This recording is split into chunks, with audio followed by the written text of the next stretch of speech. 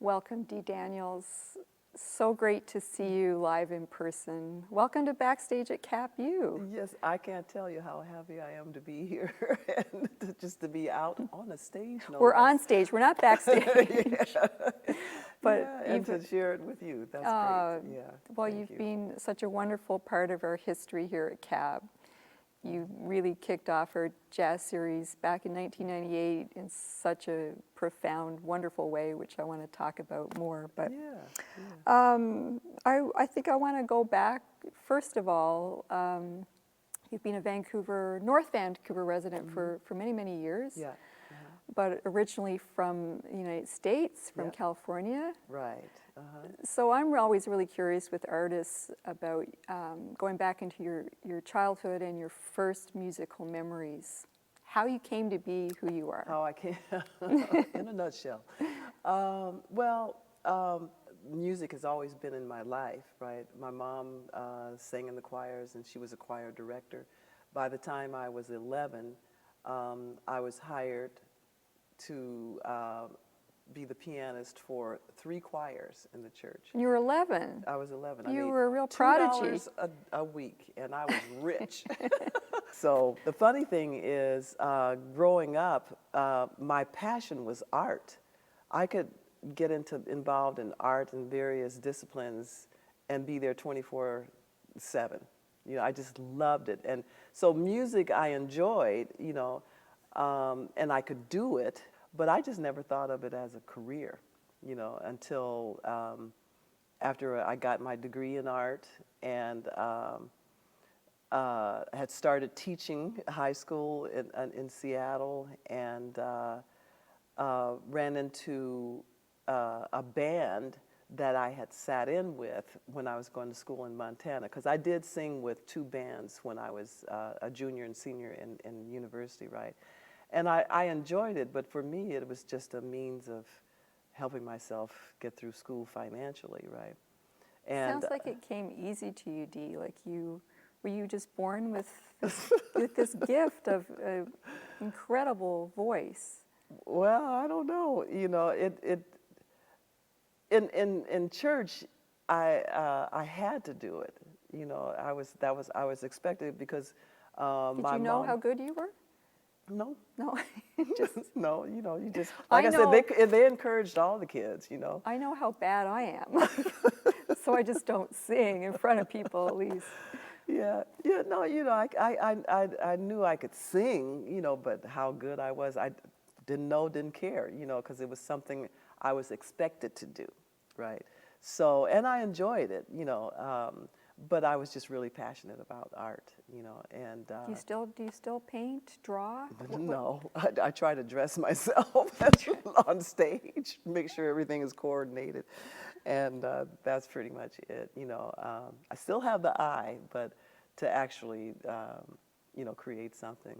Well, I've learned No. something new about you. I had no idea that you were an artist. Yeah, my Can everyone- husband forgets that sometimes, and so does my daughter. I said no, because he's the artist in the family. You know, the one he makes his living via his art, and so does my daughter. I did my degree in dance, You and did? yet my whole life became music. Yeah. Oh, I've wow. always loved music, so Yeah. a little bit like Yeah. music just being a part of my life as a listener, not as a musician, of course. Right. But I did my BFA in dance at SFU. Oh, that's fantastic. So not everybody knows that. Yeah. I want to go now to your moving to Seattle from Oakland, and you were a teenager at the time. Yes. So I would think your formative years are in Seattle as a musician. Yes. an I artist. actually, my family moved to Seattle when I was 17, and my stepfather, who was a minister, got called to a church there, and that's why we went there. I ended up getting my degree from the University of Montana in Missoula, Montana. By chance, it gave me 2 years of experience of performing with a band, you know, and once I graduated from university, I went back to Seattle and I started teaching at one of the high schools there, teaching art. And just before that happened, though, I was at a New Year's Eve party because I started teaching in January, the second semester. And they had a live band. It was in a mansion down by Lake Washington. And when the party was over, the band was loading out. And I just ran into, one of the guys, and he said, you look really familiar. Do you know a Dee Daniels? I said, yes, intimately, And it turns out that they were a Seattle-based band that used to come to Missoula to play in one of the college taverns, and I used to sit in with them every now and then. So we hooked up, and to make a long story short, I ended up going into the studio with them to record an album they were working on, and once that project was completed, now in the meantime I started teaching, right? So once the recording project was completed, they asked me to join the band, which I said no, thank you, because they were a rock and roll band, and I said, I don't think that's my style of music, but they kept after me until I said, okay. So now I'm working 6 nights a week and teaching 5 days a week. Whoa, busy. And I was able to do that for about 6 months before I started going down into the rabbit hole. Yeah. And but I was having so much fun, and I realized that my true calling was music. How did you find the music scene of Seattle when you were beginning your career? How was the jazz scene there? And Well, were see, there lots of opportunities? I didn't start in jazz. Jazz for me was an evolution. I started out in the band that I started out with was serious rock and roll, and we did a little R&B on the side, Yeah, so I was with them for about a year before I realized that's not the kind of music I really want to do. I don't want to be a rock singer. So I resigned, and 2 weeks later started my own group, and I was doing what they used to call top 40, which is pop music, right, and cover tunes and all that kind of thing. And that's what I did for the next, 2 or 3 years. But I always heard alternative melodies. Okay. Yeah. And, back then in the Seattle scene, there was so much work. I mean, I worked 6 nights a week, week after week after week. You just move around. So it was a good music scene. Oh, then. it was Seattle had a great music scene at that time, right? And so, yeah, we were working, that's all you do is work, But in order to keep myself from becoming bored, even though we were constantly adding new repertoire, right? I called it messing with the melody, and the next thing That's a I good way know. to put it, yeah. Yeah, I just heard other possibilities. What is it?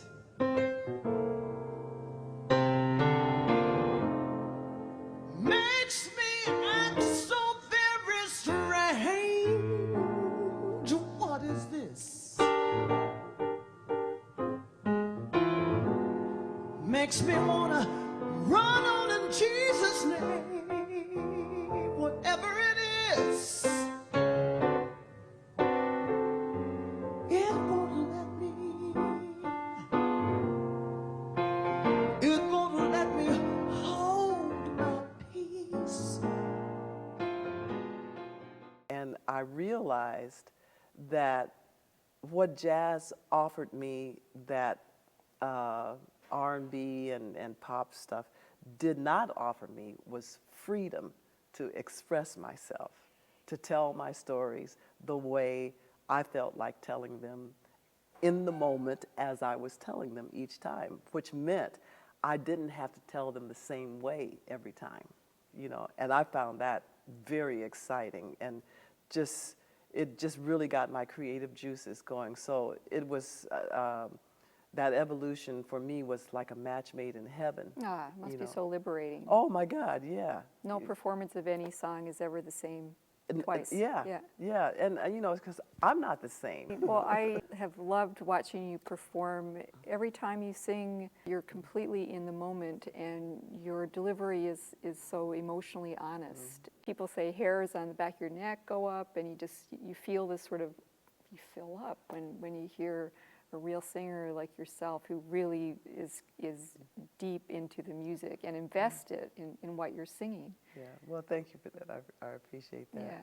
Yeah. The key is being in the moment and being honest, allowing yourself to be vulnerable, knowing that there's no need to be fearful, you know, because you're creating. It's your creation. What brought you to Canada? When did you come to Canada? Love. Love brought you here. Love brought me here. Wonderful. I was living in Belgium at the time, in Antwerp. A friend of mine invited me here to be a part of a gospel concert. And when I got here, he said, there's this guy that you have to meet before you go home. And I said, thank you, but no. Oh. You know, I mean, I live in Europe. I'm not planning on coming back anytime soon that I know of, you know.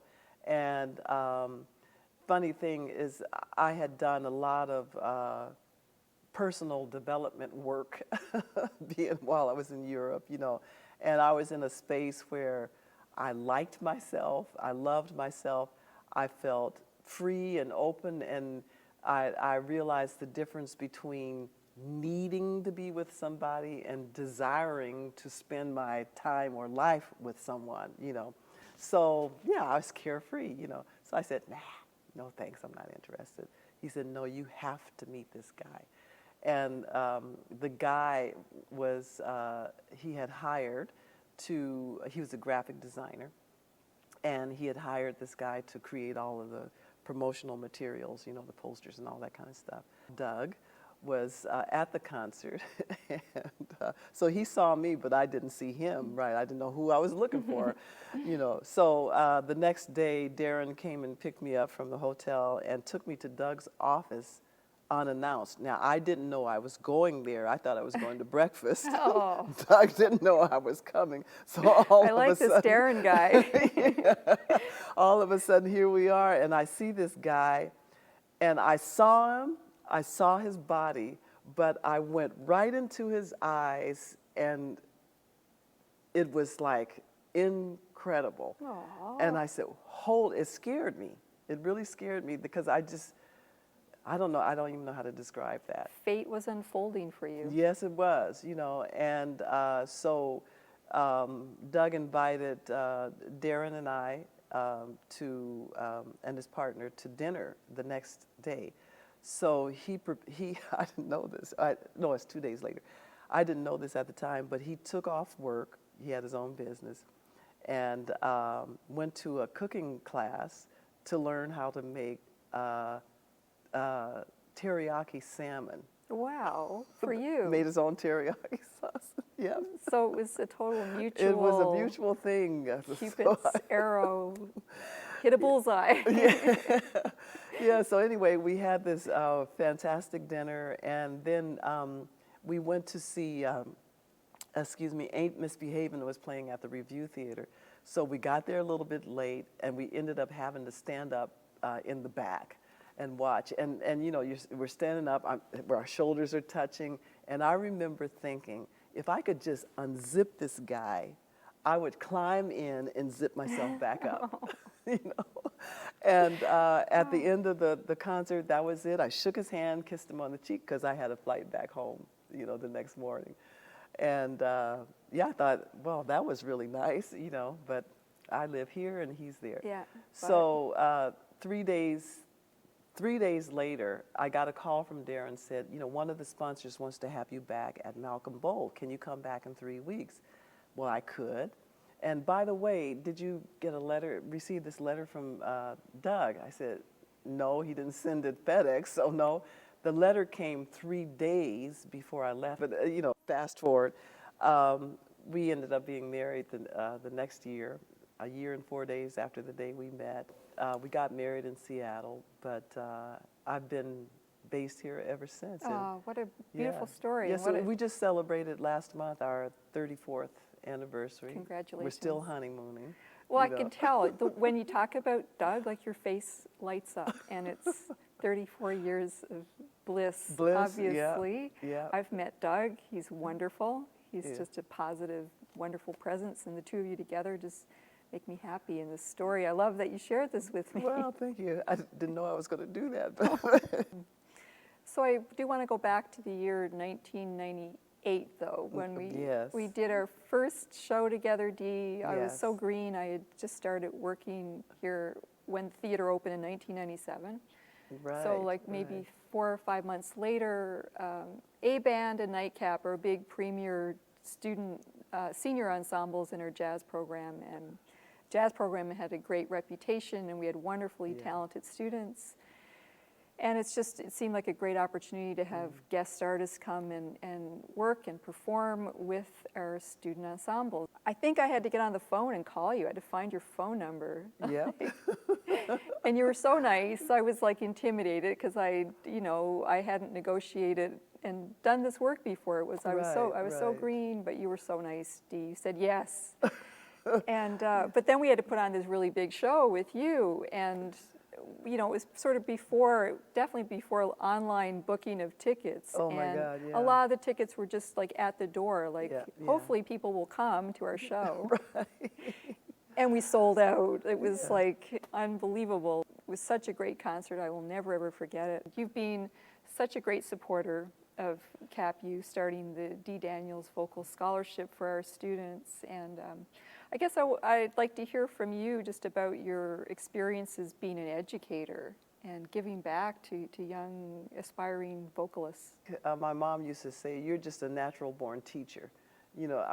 I love teaching, and I love working with young people, and I really think that we have us professionals, and it doesn't matter what you're professional in, we have a loving obligation to give back, to share. I think that's one of the reasons we're here on the planet, is to share. I think it was like the second time I performed here, talking to Grace McNabb, who was the director then of the department, and we were just talking about students financially being able to take private lessons for their coursework. She said, "Well, that's always a problem." I said, "Oh, I can help out with that." So I went home and talked to Doug, and we did create the Dee Daniels Vocal Jazz Scholarship. But the teaching part, yeah, I love it as much as I do performing. It shows I just love it, because I've seen so many A-Band Nightcap shows with special guests. The moments I love are when the students have to solo in concert with the special guests, like egging them on, encouraging them. The stakes are really high, Yeah, and they typically just nail it. Like they yeah. sing better, they play better than they ever thought they could, and Yeah. you see that look in their eye. I remember Jimmy Heath. God love him, the late great Jimmy Yeah. Heath.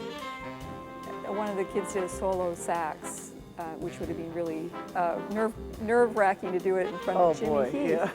But he's got so much energy, and he must have been in his early 80s, and he goes over and he high-fives the kid right in the middle of the show. It's like, this is why we do this. Well, Dee, how are you doing with the state of the world right now? You're kind of grounded. You're used to traveling lots and performing. I don't miss the traveling. Yeah, to most be musicians honest. don't. I don't miss that part.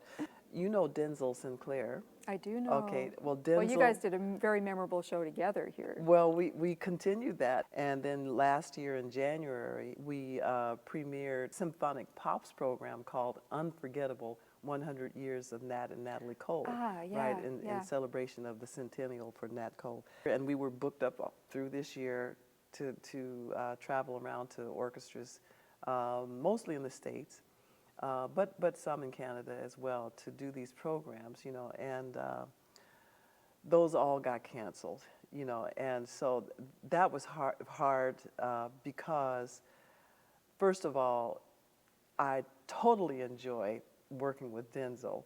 I mean, we're two peas in the pod, right? And it's just way too much fun, and then you get paid for it. You know, and both of us, of course, just love working with orchestras as well. You know, and so you know you're in great theaters and halls, and people love that music. You know, of course, I have my thoughts. I kind of see this whole thing as something that is necessary from the point of view, from a more spiritual point of view, in that many people the world over have been desiring a raise of consciousness amongst us all. And change doesn't happen without evolution and revolution.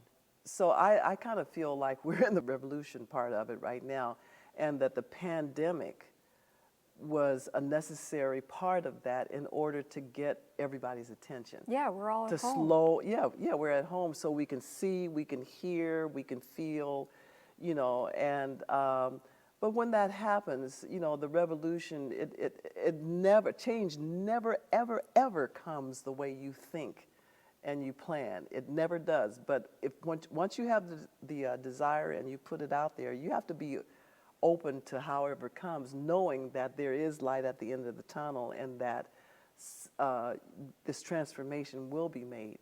So as awful as it is, there's aspects of it that are good for the better, the coming together for the betterment of the whole. We got a lot of work to do, a lot of work, and a lot of stuff seeps out there that's necessary for people to see, you know, so we can make some better decisions down the line.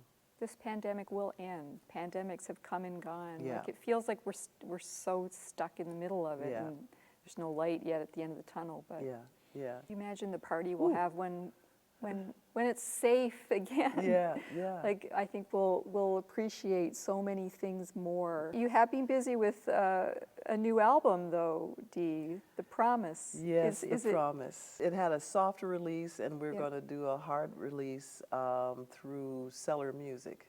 So I'm really, really happy about that. For me, it's all original material for those who don't know about it, that I was gifted with via meditation when I was going through breast cancer about 5 years ago. And it was quite a process that I am thoroughly grateful for. Each song, there are 11 songs on it, and they all have different messages for people. These songs, or I should say this first, they're not jazz. Okay, what happened was the music that came to me gave me the opportunity to include my entire musical experience as far as style is concerned and genre. Yeah. So when I'm at home and I just write without an agenda, all of the music that I've done in my career, which is rock and roll, R&B, pop music, blues, jazz, and gospel, and I've even done a couple of little country western things. Really? That all comes there, you know. So this music is 100% Dee music, you know. So I'm so happy to have had that opportunity to create this music, and I can't wait for it to get out there to the people, because it is my hope that it makes a difference in people's lives. Well, you healed yourself, Dee, Yeah, it was through this really strong inner work, and yes, sharing it yes. with the rest of the world is a wonderful thing and a blessing. Yes, it was literally a healing experience. Can I get a witness? Can I get a witness? Can I get a hallelujah? Hallelujah. Can I get a witness? Can I get a witness? Can I get a hallelujah? Hallelujah. Dance with me, my brothers and sisters. Dance with me and praise unto the Lord our God. Let the rhythm guide you. Feel it deep inside you. When you dance before him, love flows through your veins like holy fire. Oh, can I get a witness? Can I get a witness? Can I get a hallelujah? Hallelujah. I've got to get up to express just how my life has been so very blessed. With so much gratitude inside, I wanna move, I wanna glide and dance before my Lord. Don't need a fancy dance floor when the spirit of love fills every pore. For when we move, we are set free, and the rhythm and melody put the world in harmony. Come dance with me. Come dance with me. Dance with me. Come dance with me. Dance and see. Together.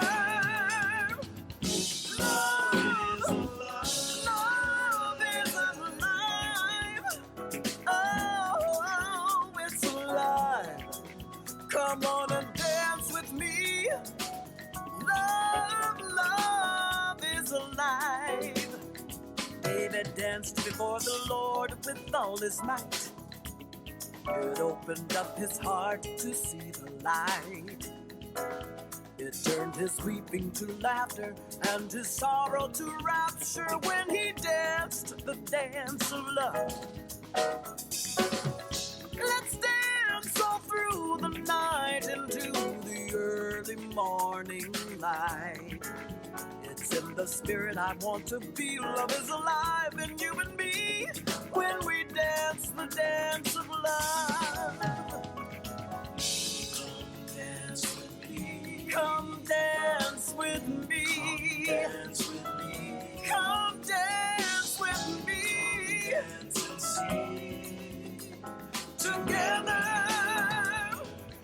Love is alive. Love is alive.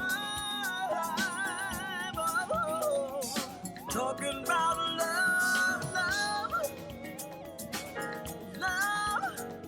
Love is alive. It's with me,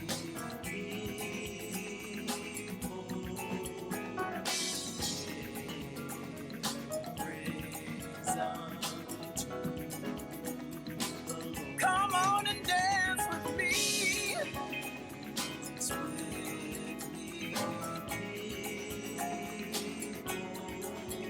Give praise to the Lord. Dance with me. Dance. Come on and dance with me. Come on and dance.